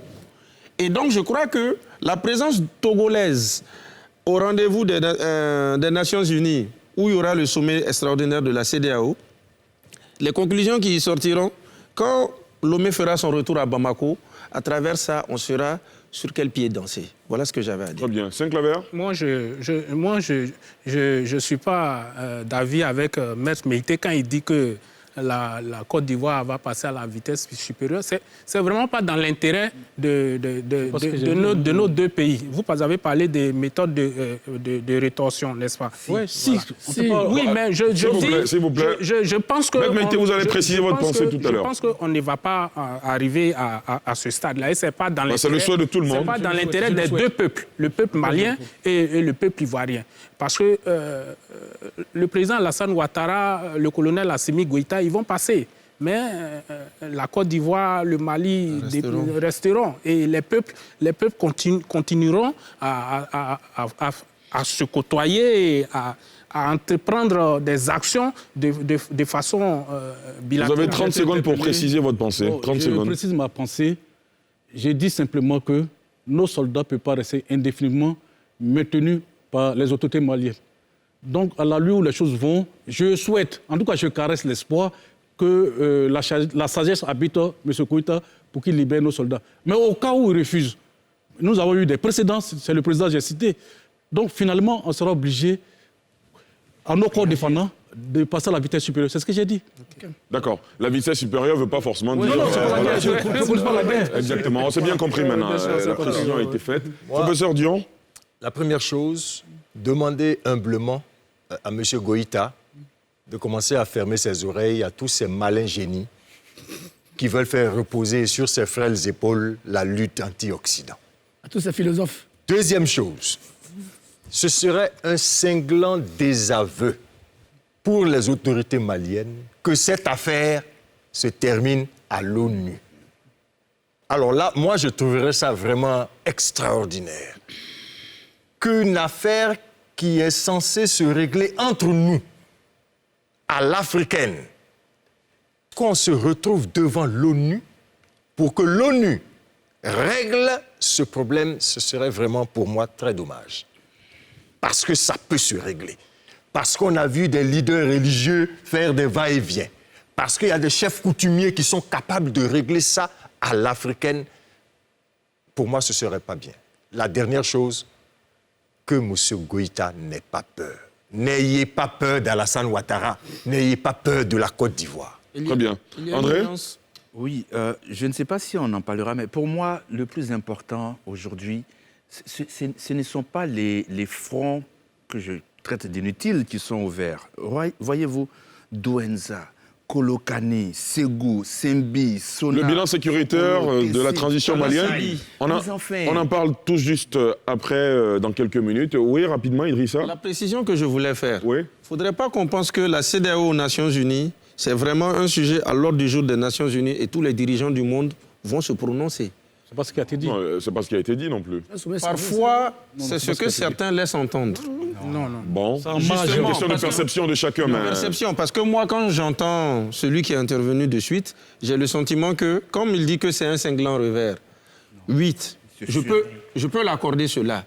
Mais précisons une chose, ce sont les dirigeants, le quorum qui est atteint, donc ils se retrouvent sur place en aparté pour parler de cette question. D'accord. Mais cette question ne sera pas à l'ordre du jour des Nations Unies. Très bien. Dans les coulisses, maintenant, la chose va se définir, comme je l'ai dit. C'est bien entendu. Monsieur, comme le Mali, vous le savez, en Afrique de l'Ouest, il y a 2 autres pays qui sont dirigés par des régimes de transition militaire. Le Mali, la Guinée et le Burkina Faso. Comment se portent ces pays? Quels sont les agendas prévus? L'ambiance plusieurs mois après la chute de Ibrahim Boubacar Keïta, Alpha Condé et Roch-Marc Christian Kaboré, le retour au pouvoir des civils dans ces pays qui sont sanctionnés, qui ont été sanctionnés par les institutions internationales, notamment la CEDEAO, à laquelle ils appartiennent. Est-il envisageable en l'état actuel? Guinée, Mali, Burkina Faso, regard croisé sur les 3 transitions. On en parle avec nos invités, évidemment, après ce sujet de Salif Yalekwe. La Guinée, le Mali et le Burkina Faso, 3 pays d'Afrique de l'Ouest, tous membres de la CEDEAO, Communauté économique des États de l'Afrique de l'Ouest. Une particularité, ces pays ont à leur tête des juntes militaires. L'Afrique de l'Ouest a vu se succéder les coups de force des colonels et lieutenants-colonels en moins de 2 ans. Le premier survient le 18 août 2020 à Bamako, nouveau fait accompli parachevant le premier le 24 mai 2021. Puis le 5 septembre 2021 à Conakry, à Ouagadougou, les militaires sont arrivés au pouvoir le 24 janvier 2022. Aux affaires depuis lors à Bamako, les militaires ont adopté une nouvelle loi électorale et annoncé leur retour à l'ordre constitutionnel pour mars 2024. Les chefs d'État de la CEDEAO réunis en juillet dernier ont levé des sanctions qui incluaient la fermeture des frontières, le gel des avoirs maliens et la suspension des échanges commerciaux et financiers.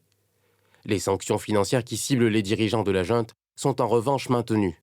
Le Mali reste suspendu à des instances de la CEDEAO. En Guinée, la junte au pouvoir avait décrété une durée de transition de 36 mois. Cependant, la CEDEAO a estimé que ce délai était déraisonnable et inacceptable. Thomas Boniaï, le médiateur désigné par l'instance régionale africaine, qui s'est rendu plusieurs fois à Conakry pour amener la transition guinéenne à un maximum de 24 mois, n'a pas encore obtenu gain de cause. Le lieutenant-colonel Paul-Henri Sandaogo Damiba, quant à lui, a pris le pouvoir à la suite du renversement de l'ex-président Roch-Marc Christian Kaboré par l'armée le 24 janvier dernier. La CEDEAO et les autorités burkinabées sont tombées d'accord début juillet sur une transition de 24 mois avant un retour au pouvoir des civils. 3 juntes, 3 fortunes différentes. À quand le retour définitif des civils au pouvoir? Idrissa Keïta, vous intervenez aussi sur les questions du Mali et du Burkina Faso. Quand vous regardez ce tour d'horizon qui vient d'être fait par notre reporter, comment vous réagissez tout de suite? Je lui donne entièrement raison. Des juntes qui sont venus à différents moments. Et au final, exception faite du Burkina, qui converge avec la CEDEAO, le Mali, on en a parlé de suite, et la Guinée, on va sûrement en parler, ne convergent pas avec l'instance sous-régionale. Quand même, ce qui reste clair, nous sommes en 2022, et je crois que pour y voir plus clair, ce sera après 2024. Le Burkina, déjà, a convergé avec la CEDEAO, a validé les 2 ans, et le Mali a pris un décret. On connaît la date. C'est par contre en Guinée où il y a un peu de confusion. Le président de la transition, le colonel Mamadi Doumbouya, a annoncé les 36 mois en mai 2022. Juin, à partir de juin 2022. Non, c'était en mai. Il l'a annoncé en mai et après le CNT, l'organe législatif, l'a validé. Mais justement, la confusion est que, est-ce que les 3 ans doivent être comptabilisés à partir du 5 septembre 2021 ou à partir de l'instant où ça a été annoncé? That is the question. OK. Maître Meïté? Oui, je rejoins votre confrère pour dire qu'effectivement, moi, c'est le cas de la Guinée qui m'inquiète beaucoup avec tout ce qui se passe. Pourquoi? Voilà quelqu'un qui est venu, qui a fait un coup d'état sanglant, personne ne le souligne, il y a des soldats qui ont été tués. Et aujourd'hui, contrairement au Mali, au Burkina où il y a des problèmes de sécurité, il n'y a absolument rien en Guinée. Mais M. Doumbouya est dans une posture de confiscation du pouvoir par rapport à son attitude, par rapport à ce qui se met en place. Quels sont les éléments factuels qui fondent votre analyse? Déjà, la commission électorale, ça c'est un recul démocratique, a été supprimée. C'est maintenant le ministère de l'Intérieur qui doit organiser les élections. En dehors de ça, il crée un parlement où il nomme ses personnalités, il nomme le président du Parlement. Il crée une justice, une cour de justice qui est une justice politique, CRIEF, chargée de traquer les délinquants économiques. Mais curieusement, ce sont les personnalités de l'opposition ou de l'ancien pouvoir qui sont arrêtées.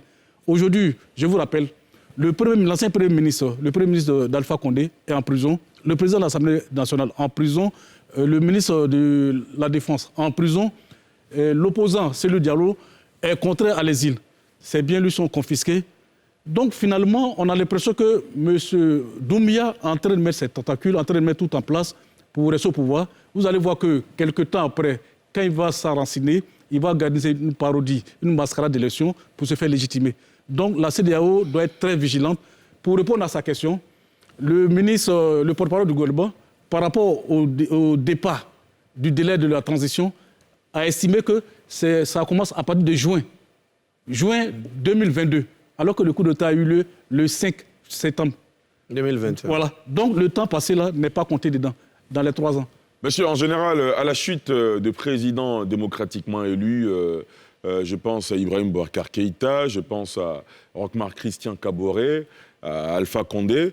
En général, à l'avènement de ces juntes militaires, on estime que les présidents en fonction qui ont été déchus ne remplissaient pas le cahier de charge, ne faisaient pas le job pour lequel ils avaient été élus. Notamment au Mali, on parlait d'impuissance d'Ibrahim Boubacar Keïta face à la crise sécuritaire. Aujourd'hui, les défis qui se sont dressés devant ces juntes-là, est-ce que ces défis sont en passe d'être relevés? André Silver. Moi, ma conclusion, elle est radicale. Absolument non. Alors, quand vous prenez par exemple le Mali, aujourd'hui, il n'y a pas de... On n'a pas encore vu le colonel Goïta aller, comme le ferait Volodymyr Zelensky, dans des villes libérées, en train de chanter l'hymne national du Mali, hisser le drapeau malien. J'aurais vraiment été très fier de voir ce genre d'image. Première chose. Bien au contraire, on assiste même à ce que les djihadistes ou les terroristes se donnent à cœur joie, au point où, dans des zones qui étaient déjà sous leur contrôle, ils se payent le luxe de se battre entre eux pour le contrôle davantage de ces zones. Bref, quand vous prenez par exemple le Burkina, les attaques ont continué, même après la chute de Roch-Marc Christian Kaboré, alors que c'était justement cela que les jeunes reprochaient et c'est cela qui a motivé donc leur coup d'État et qui a permis à certaines personnes d'adhérer à ces coups d'État. Vous prenez la Guinée, alors qu'est-ce que la junte amenée par Mamadi Doumbouya reprochait à Alpha Condé? Bien sûr, il y a ce crime, ce péché originel du 3e mandat, mais il y avait justement la répression contre les opposants et c'est exactement ce qu'aujourd'hui M. Mamadi Doumbouya a fait.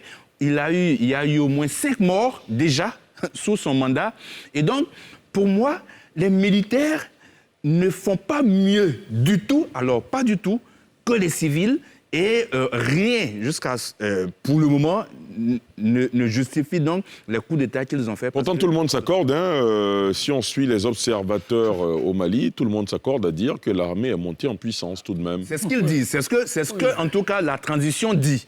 Maintenant, dans les faits, je vous ai cité des attaques très récentes à Douentza, à Kolokane, je passe sous le couvert de notre confrère, à Ségou, à Sona, à Sokolo, à Tessit, à Talata. Vous voyez, non, j'aurais aimé voir... À Kati même? Non, je veux dire, j'aurais vraiment aimé... Ce n'est pas une info.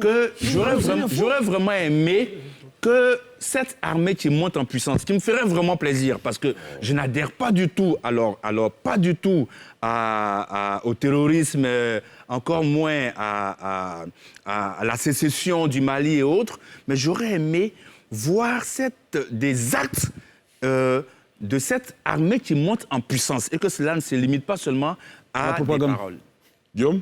Oui, mais Ali, je ne sais pas pourquoi André peut sérieusement espérer quelque chose de ces jeunes. Moi, je ne sais pas. Parce que depuis le début, et je l'ai dit sur ce plan, et je le maintiens, la place des militaires, ce n'est pas à la direction des pays. Aujourd'hui, on est malheureusement obligé de constater que ce sont des échecs patents. La propagande qui est mise en avant aujourd'hui pour essayer de tromper la vigilance de quelques esprits faibles. La réalité, que ce soit au Mali, au Burkina et en Guinée, ces jeunes-là sont incapables, alors absolument incapables, de trouver un début de solution aux problèmes pour lesquels elles se sont immiscées brutalement dans le jeu démocratique.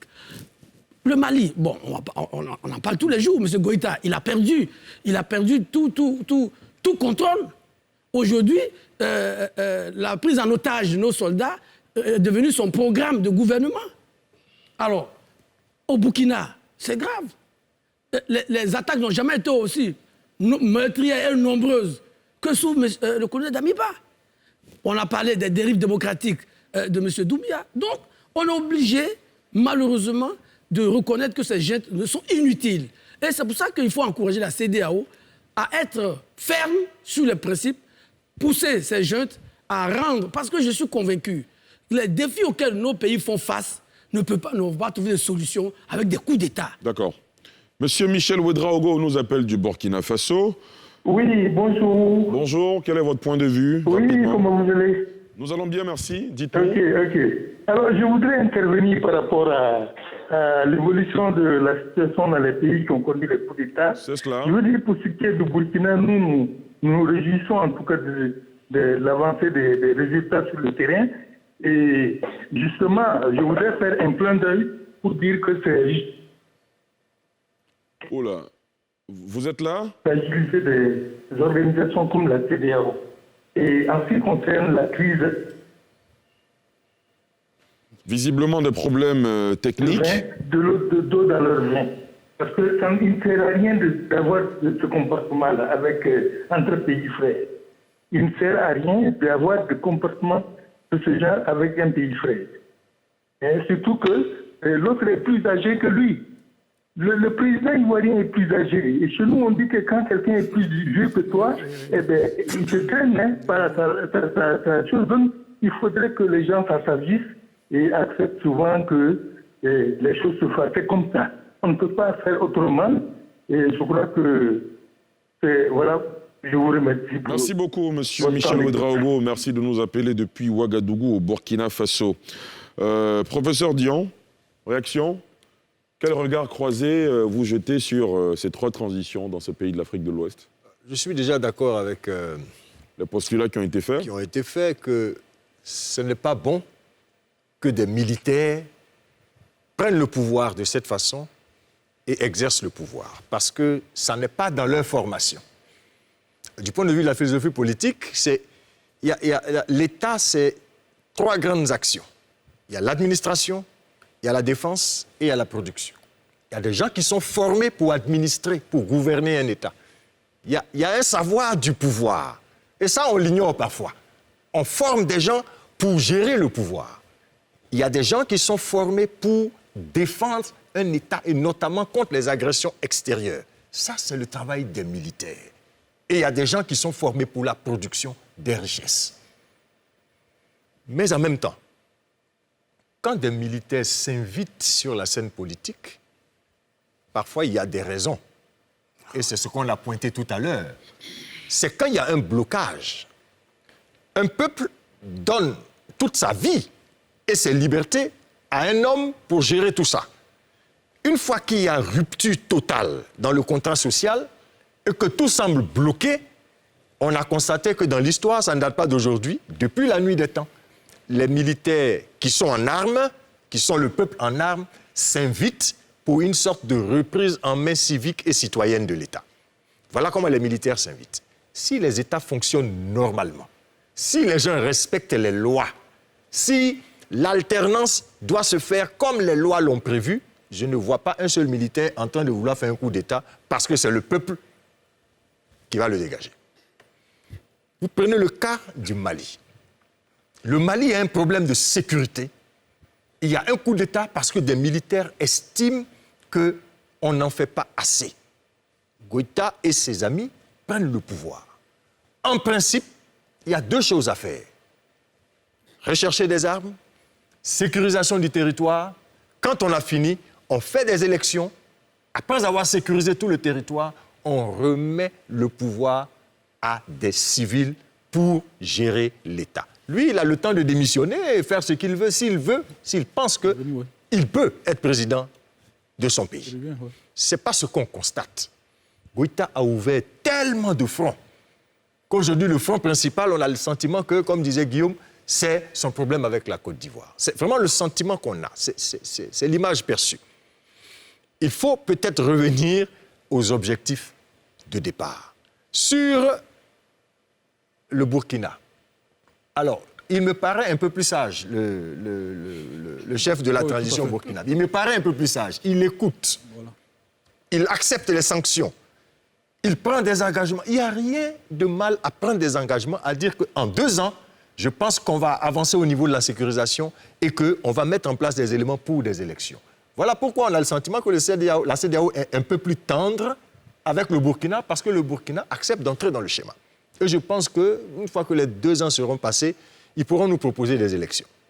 Sur la Guinée, c'est là où on ne comprend pas bien le jeu qui est en train d'être fait. Cet homme-là me donne le sentiment de ne pas vouloir quitter ce pouvoir. Il donne le sentiment de vouloir s'incruster.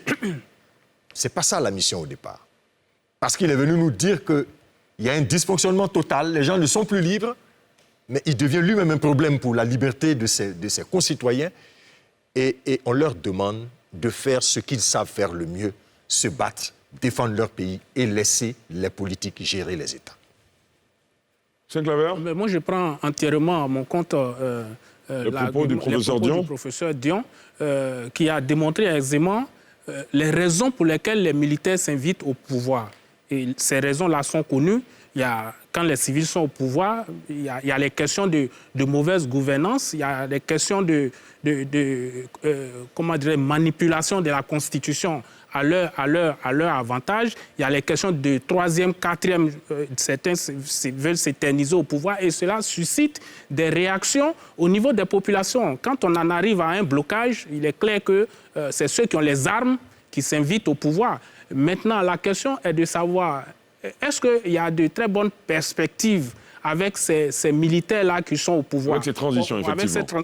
Aujourd'hui, on en parle parce qu'on n'a pas encore atteint le délai. Est-ce que demain, lorsque nous allons atteindre le délai, il n'y aura pas encore de volte-face?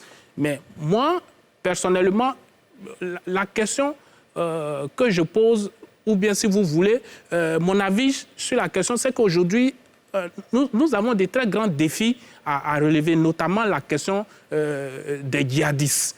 Et ils sont présents au Mali, ils sont présents au Burkina, ils ont déjà frappé en Côte d'Ivoire. Cela devait être la préoccupation majeure de nos organisations sous-régionales et de ces militaires-là qui sont au pouvoir. Et il faudrait qu'ils s'asseyent avec les chefs d'État déjà qui sont au sein de la CEDEAO pour réfléchir sur la question de comment il faut éradiquer le djihadisme. Sinon, je ne pense pas que ces militaires-là ils puissent mettre en place un mécanisme fiable pour qu'on en arrive à des élections démocratiques et transparentes. D'accord. Monsieur Théodore Kouakou nous appelle du Mali. Monsieur Théodore Kouakou, bonsoir. Bonsoir, monsieur Diarascoa. Vous estimez que tous les pays de la CEDEAO doivent s'accorder pour aider le Mali? Absolument. Dites-nous, expliquez-vous. Oui, bon, comme vous le comprenez, par rapport aux 3 pays qui a eu le coup d'État, oui. La Guinée, le Mali et le Burkina Faso, c'est que les militaires qui viennent au pouvoir Bien sûr qu'il ne veut pas s'éterniser au pouvoir, mais c'est les conséquences des civils. Par exemple, nous les civils qui disons, soi-disant des politiciens, hein, comme le professeur Dion l'a dit, il y a des gens qui sont chargés de la sécurité d'un pays, il y a des gens qui viennent pour diriger un pays. Je suis d'accord avec lui. Mais il faudrait qu'on ait des gens capables de diriger nos pays comme il se doit. Je prends le cas du Mali que je maîtrise très bien. Le Mali est très vaste. Les frontières du Mali et le Burkina Faso, elle est très vaste, avec l'Algérie. Pour ceux qui ont fait ce côté-là, parce que moi je passé par là, je sais de quoi je parle, on ne peut pas contrôler. Mais qu'est-ce qui a amené les djihadistes au Mali? C'est le problème de la Libye. Qu'est-ce qui s'est passé en Libye? Les gens sont descendus avec des armes au Mali. Donc, c'est tous ces paramètres-là que les gens doivent voir. Et moi, je demande aux chefs d'État de la sous-région qu'ils aident le Mali, le Burkina à sortir de ça. Parce que c'est arrivé au Mali aujourd'hui, on est au Mali, on est au Burkina. Et demain, ça sera qui? À qui le tour? D'accord. Il ne faudrait pas qu'on prenne la chose d'une autre façon. Quand la case de ton voisin brûle, je vais répondre à ça. Il faut l'aider à l'aider. D'accord, c'est bien compris. S'il vous plaît, messieurs. Merci à vous, monsieur Théodore Kouakou, qui nous appeliez depuis le Mali. André Silver? Oui, j'entends souvent cela. Mais n'oublions pas qu'il y a près d'1 millier de soldats ivoiriens au Mali qui y sont depuis des années, qui ont, pour certains, donné leur vie pour le Mali. Donc, les pays de la CEDEAO n'ont jamais abandonné le Mali. Personne n'a intérêt à abandonner le Mali. Encore une fois, il faudrait que... Peut-être c'est la méthode qui n'est pas... Non, il n'y a aucune méthode. Bon, peut-être ça me permettra de répondre à cette question par rapport aux armes. Que non, l'État du Mali ne dispose pas d'un stock d'armes à la disposition des casse-bleus qui viennent ou des gens qui viennent les soutenir. Ce n'est pas comme ça que ça se passe. Les gens viennent avec leurs armes. Ça, c'est la parenthèse. Et donc, il faudrait que la transition militaire au Mali veuille qu'on l'aide davantage. Mais vous ne pouvez pas faire le bonheur de quelqu'un contre son gré. D'accord. Maître Meïté? Bon, moi, je reviens encore à votre sujet, sur la question de ces 3 transitions militaires. Pour terminer sur le cas de la Guinée, nous avons vu ceux mêmes qui... C'est pourquoi il faut toujours condamner le coup d'État. Hein. Ceux qui étaient contents, qui applaudissaient le coup d'État. Guinée, ils sont en prison. Aujourd'hui, ils sont en exil ou pourchassés. Donc, M. Doumbia montre clairement qu'il ne veut pas céder le pouvoir aux civils, alors que c'est ce qu'il l'avait dit. Donc, maintenant, je suis nuancé par rapport au cas du Burkina. Parce qu'il faut reconnaître que M. Damiba fait un effort quand même, comme le professeur Dion l'a dit, d'être attentif, d'être à l'écoute. Il n'est pas dans l'adversité, il n'est pas dans la défiance vis-à-vis de ses partenaires. Et je rappelle que, contrairement au Mali, le Burkina ne dispose pas de forces d'interposition, il n'y a pas de force, à part quelques partenaires qui aident le Burkina. Aujourd'hui, au début c'était difficile. Aujourd'hui, il y a un effort quand même. On n'entend plus parler des actes de terrorisme. Donc, on peut quand même lui reconnaître cela et espérer qu'il ne soit pas pris dans les lambris dorés du palais et qu'il change de mission. On a l'impression qu'il sait ce qu'il veut. Contrairement aux autres, en Guinée ou au Mali, lui, il n'est pas dans un schéma de lutte contre le lutte panafricanisme. Il est venu pour libérer son pays du terrorisme. Récemment, il a limogé son ministre des Affaires étrangères, il a récupéré le poste. On voit la défense. Ministère de la Défense. Excusez-moi, de la Défense. D'accord. Messieurs, nous sommes pratiquement au terme de cette émission. Dans quelques instants, les cartons de la semaine. Très rapidement, Idrissa Keïta, vous voulez réagir? Oui. Rapidement, allez-y. Moi, déjà, ce que j'avais à dire, c'est que, pour rappel, le colonel Assimi Goïta, il est bien allé sur le terrain pour la libération, dans le village de Farabougou. Pas de ville, on parle de village. Je vous en prie. Vas-y. Ensuite, laissez-le terminer, s'il vous plaît. Ensuite, je voudrais dire... Guillaume Bateau, attention. Je voudrais dire aussi à mon confrère... À Maître Meïté ou à Guillaume Bateau? Maître Meïté, que, à part la Guinée, et le Mali et le Burkina, durant cette transition, l'exécutif a nommé les membres du législatif, des organes législatifs. CNT, Conseil national de transition Mali-Guinée, Assemblée de la transition, si je ne me trompe pas, au Burkina. Maintenant, cas par cas, le Mali, je crois qu'on a assez dit. Pour l'heure, Assimi Goïta ne fait pas de son programme cette affaire des 46 militaires. Actuellement, au Mali, c'est la semaine nationale de la réconciliation. Maintenant, on parle de réconciliation. Dans son discours, il a insisté même sur le vivre ensemble, sur le fait que les communautés doivent être ensemble. Si les communautés doivent être ensemble, il faut que lui-même et ses voisins s'entendent. On attendra la fin des conclusions pour savoir ce qu'il en adviendra. Deuxième point très important sur le Mali, le 22 septembre, dans quelques jours, c'est la fête nationale de l'indépendance.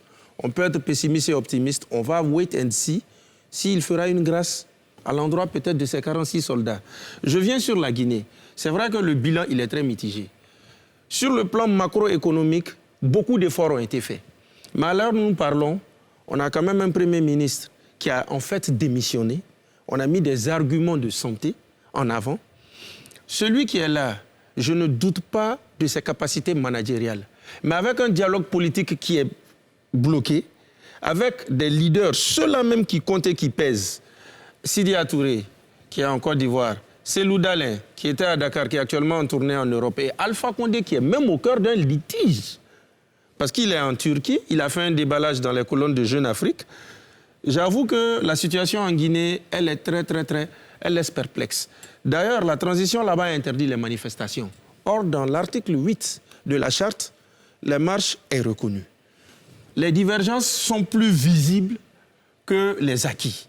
Donc, on a de quoi s'inquiéter. Et encore, je le rappelle... Terminé là-dessus. C'est que quand le président de la France est arrivé en Guinée-Bissau, lors de sa conférence conjointe avec le président général Ambalo, il avait dit, le président général Ambalo, qu'un accord a été trouvé, ça ne sera plus 3 ans en Guinée.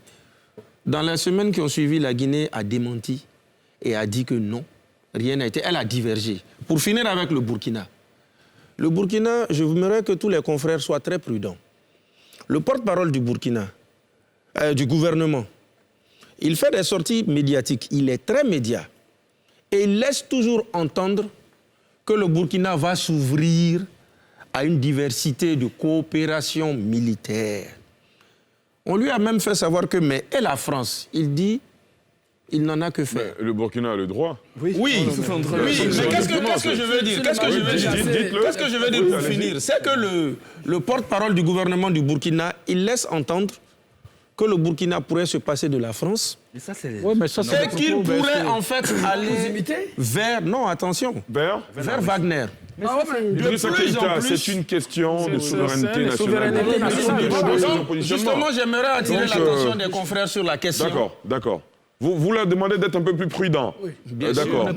Oui, Guillaume Bateau, rapidement. Bon, moi, je vois que Idrissa, il est plus tendre avec son président. Ce n'est pas mon président. S'il vous plaît. Il n'a pas été élu, je vous en prie. S'il vous plaît. Guillaume, terminez. Oui, il est plus tendre et il dépeint la situation. Alors, M. Goïta, vous dites qu'il fait une semaine de réconciliation. Et il a des prisonniers politiques, on en a cité. Bon, Guillaume Bateau, on va pas refaire ce débat. Il pourrait avoir une grâce présidentielle. Oui, rapidement. Si Idrissa nous annonce que nos soldats vont être libérés par une grâce présidentielle, on peut l'applaudir. Mais je dis, on ne peut pas... Ce n'est pas moi qui signe le décret. S'il vous plaît, monsieur. Avec M. Goïta et noirci le tableau des autres. Pour terminer sur laquelle je pense que ces juntes-là ont échoué.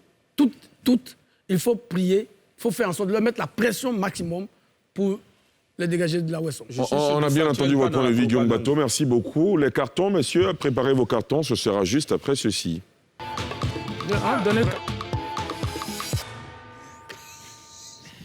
Alors, Idrissa, vous êtes notre invité. Quels sont vos cartons de la semaine? Un seul carton. Dites-nous. C'est un carton vert à vous, votre endroit. Merci beaucoup. Chers confrères, pour cette première invitation, comme je le dis, une première sélection, je retrouve le plateau de NCI 360. J'en connais l'audience. Nul ne va dire qu'il ignore l'envergure du média. Je me félicite de me retrouver avec les confrères. Ce sont des regards tranchés, ce sont des nouvelles expériences. On apprend toujours des autres.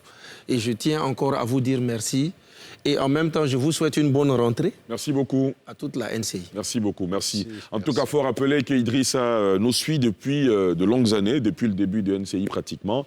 Et aujourd'hui, de passage à Abidjan, il a accepté de venir sur le plateau faire le débat avec nous. Merci beaucoup. Saint-Claver-Oula, vos cartons de la semaine. Moi, mon carton de la semaine, c'est le carton vert à Madame professeure Mariatou Kone. D'accord. Voilà, pour le fait qu'elle soit au front concernant notre système éducatif, mais attirer son attention pour qu'elle soit très vigilante parce que les mesures qu'elle a prises concernant des frais annexes dans certains établissements, il y a des responsables d'établissements qui passent outre et qui exigent des sous à des parents d'élèves. Et cela se voit dans les médias. Et donc, il faudrait que vraiment elle mène une enquête terrain et qu'elle sanctionne ces chefs d'établissement avec leurs collaborateurs. Très bien. Professeur ? Alors, ce carton vert, c'est pour une entité et pour une personne. Dites-nous. L'entité, c'est la primature. Le 6 août dernier, j'ai été invité par le service de communication de la primature à participer à un panel de haut niveau à Yamoussoukro. Et ça a été un très bon panel. Et je voudrais vraiment donner ce carton à la primature, à la conseillère Sylvie Touré, pour cet honneur qui m'a été fait. Très bien. Et à cette occasion, la ministre Anne Wouloto m'a interpellé, presque instruit, d'organiser un colloque international sur le président Alassane Ouattara pour qu'on voit cet homme sous toutes ses facettes et toutes ses coutures. J'ai pris cela et je voudrais ce soir lui dire qu'on y travaille et je vais lui dire merci aussi. Très bien. Merci beaucoup. Bien. Maître Maïté ? Moi, j'ai 2 cartons à distribuer. Je vois le rouge, là. Oui, le vert déjà d'abord. D'accord. Pour 2 dames qu'on peut considérer comme des héroïnes. 2 sages-femmes qui, dans des conditions rocambolesques, dans une ambulance embourbée, sans moyens, ont sauvé la vie à une dame et ses jumeaux.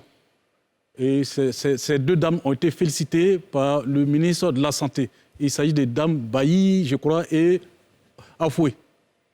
Donc, le deuxième vers s'adresse à vous, NCI 360. Merci. Je vous remercie pour vos invitations. Et maintenant, le carton rouge s'adresse sur le plan international footballistique à M. Mathias Pogba. On ne fait pas ça à son frère. Voilà. Bon. Donc, voici mes 2 cartons. Au moins, la conclusion est claire. Il fallait commencer par le rouge. Phrase en un trait. Bon, voilà, tout est dit. Guillaume Bateau, vos cartons. Vous affectionnez particulièrement le rouge. Je ne sais pas s'il y en aura un aujourd'hui. Heureusement. Oui. Heureusement. Il n'y a pas de rouge aujourd'hui. Bon, d'accord, allez-y. 2 cartons verts. Le premier carton à la famille Ouattara. Laquelle famille Ouattara ? De Pougon, ancien maire intérimaire de Kumbala, et sa famille qui m'ont reçu hier à la maison, qui sont des fanatiques de NCI 360 et qui apprécient bien ce que nous faisons. Et je voudrais vraiment leur dédier ces cartons pour l'accueil fraternel et voilà, leur dire que nous continuons de donner nos opinions pour faire avancer notre pays. Merci beaucoup. Le deuxième carton vert est adressé au secrétaire général des Nations Unies, Antonio Guterres, qui vient mettre à nu tout le mensonge qui a été développé depuis 2 mois contre nos pauvres soldats et qui vient rétablir la vérité, à savoir que ces jeunes gens, ces vaillants soldats ne sont pas des mercenaires, qu'ils ont en mission officielle pour le pays.